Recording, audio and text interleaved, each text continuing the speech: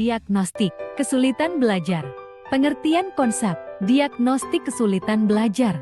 Dalam proses pembelajaran, tugas guru tidak hanya sekedar menyampaikan atau mentransfer ilmu atau bahan pelajaran kepada peserta didik. Guru sebagai pendidik dituntut untuk bertanggung jawab atas perkembangan peserta didik.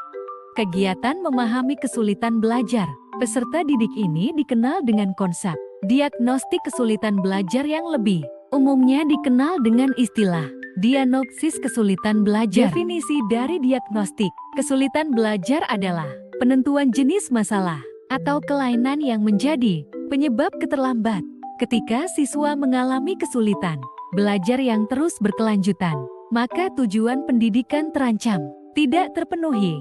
Kesulitan yang dihadapi siswa bukan hanya terkait dengan masalah penguasaan materi pelajaran, tetapi juga berkaitan dengan masalah psikologis seperti kurang motivasi, malas, perasaan tidak senang, dan sebagainya. Gejala kesulitan belajar dapat diperlihatkan siswa, baik secara langsung maupun tidak langsung. Gejala tersebut tampak pada saat mempersiapkan diri menerima pelajaran, selama proses belajar dan sesudah proses belajar berlangsung. Gejala yang tampak selama proses belajar seperti kurang atau sulit memahami konsep-konsep baru, sering merasa sakit kepala, sakit perut dan perasaan tidak enak lainnya, kurang peka, cepat lelah, sering melamun, sulit memusatkan perhatian yang agak lemah kalau pada saat berbicara. Faktor-faktor penyebab timbulnya kesulitan belajar. Faktor-faktor penyebab timbulnya kesulitan belajar terdiri atas dua macam. Pertama, faktor intern siswa. A. Bersifat kognitif. B. Bersifat afektif. C. Bersifat psikomotor.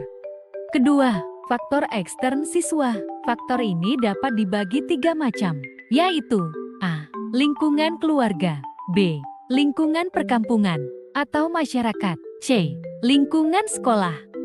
Macam-macam kesulitan belajar.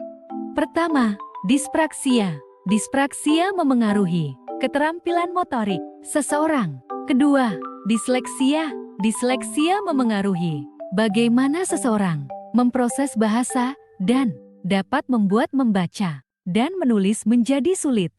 Ketiga, disgrafia. Disgrafia memengaruhi kemampuan menulis seseorang.